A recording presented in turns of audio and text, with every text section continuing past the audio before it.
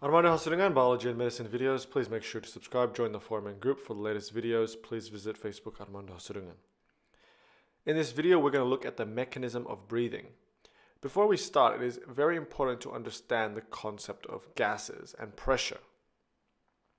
The rule to know is that gases travel from an area of high pressure to an area of low pressure. So it's similar like diffusion. Gases move from an area of high pressure to an area of low pressure. Anyways, what is the mechanism behind breathing? Well, here I'm drawing a guy with his respiratory tract, the nose, the mouth, the larynx, the trachea, the bronchi, and the lungs. Here are the lungs. Surrounding the lungs, we have visceral pleura, which is a type of serous membrane. Then we have another pleura around it called the parietal pleura. The parietal and visceral pleura are actually part of the same serous membrane. It just folds on itself. But we don't have to really understand that for this video. In between the visceral and parietal pleura, we have what's called the pleural cavity. And it's important to know just the names of these three when dealing with the lungs. Now, these things I'm drawing around the right lung here partially are the ribs. Connecting in between the ribs, connecting the ribs, we have muscles known as intercostal muscles. And we have three intercostal muscles. These intercostal muscles are muscles used for respiration. We also have another important muscle used in respiration, the one you probably all know about, called the diaphragm. So the two important muscles for respiration are the diaphragm and the intercostal muscles. Now that we know the muscles, let's learn about the pressures. Now, outside our body, there is atmospheric pressure, which we measure to be 760 millimeters of mercury. In our lungs, our actual lungs, there is pressure that we call intrapulmonary pressure, which complements the atmospheric pressure, so it's balanced at 760 millimeters mercury. We also have this other pressure called the intrapleural pressure, which is the pressure in the pleural cavity. Now, to make this video really simple, we will focus only on the atmospheric pressure and the intrapulmonary pressure, which we'll try to balance out. And remember the rule that gases, air, travels from an area of higher pressure to an area of lower pressure. So the air, the gas here, for example, outside, will only travel into the lungs when the intrapulmonary pressure drops. So how does the intrapulmonary pressure in our lungs drops? Let's have a look. So again, just quickly here are the ribs surrounding the lungs. And here are the intercostal muscles that run between the ribs. Then you have the diaphragm here. The intercostal muscles and the diaphragms are the two important muscles in normal respiration. Then you have the two important pressures, the atmospheric pressure, which is 760, and the intrapulmonary pressure, which in this case is also 760. So the atmospheric pressure and the intrapulmonary pressure are balanced. There is a difference of 0 millimeters mercury in respect with the atmospheric pressure. One more thing to know is the intrapulmonary volume, which is basically the volume within the lungs. Now, if the intrapulmonary volume changes, this would mean that the intrapulmonary pressure will change as well, right? Because there is a relationship between pressure and volume. And this is also important to understand. Now, before we continue, the ribs I have drawn here are a bit misleading because most of the ribs actually wrap around the lungs, correct? So if we were to look at this diagram from a superior view, it can look something like this. So here is the back, the vertebrae, and then the ribs, which actually circulate around the whole lungs. and connects to a bone in the center known as the sternum with cartilage. And then in between the ribs, running in between the ribs, we have the intercostal muscles. And of course, in the center, which I have not drawn, we have the lungs.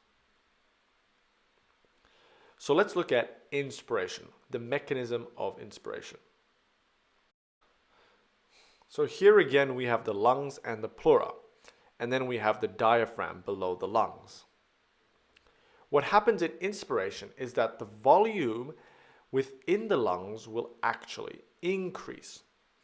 So here, this is due to the constriction of the two important muscles, the intercostal muscles and the diaphragm. During inspiration, the diaphragm contracts and moves down. This will allow the intrapulmonary volume to increase. Because the intrapulmonary volume increases, the intrapulmonary pressure will decrease to about 759 millimeters mercury. So in respect to the atmospheric pressure, there is a difference of -1 millimeters mercury. The intrapulmonary pressure is 1 below the atmospheric pressure. And because we know the rule of gases, the air, the gas, oxygen, will flow into the lungs down its pressure gradient from an area of high pressure to an area of lower pressure. And so after inspiration, we have automatically expiration when we breathe out air. What happens here is that the intercostal muscles and the diaphragm muscle will relax. The diaphragm will move back up to its original place, and this will cause the intrapulmonary volume to decrease again. A decrease in intrapulmonary volume will mean that the intrapulmonary pressure will increase.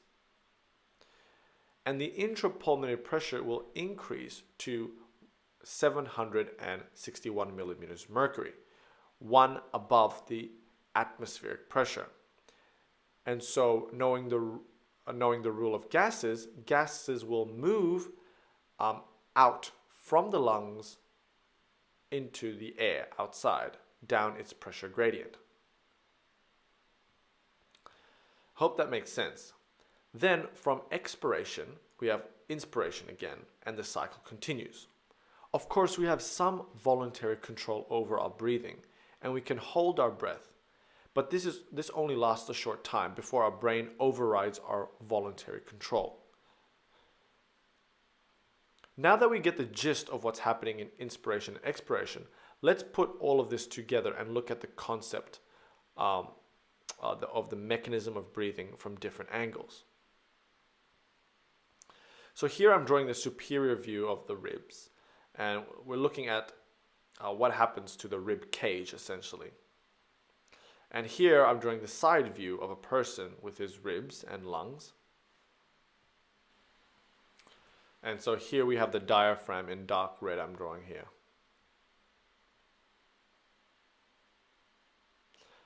And here we have the intercostal muscles in between the ribs.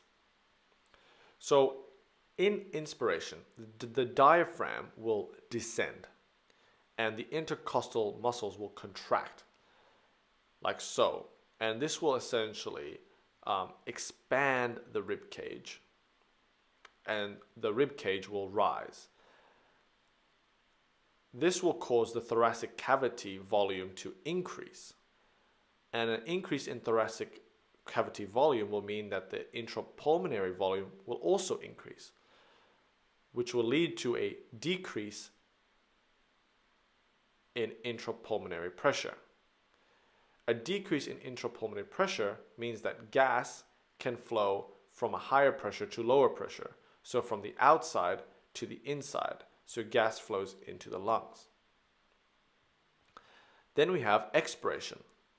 In expiration, the diaphragm will rise and the intercostal muscles will relax.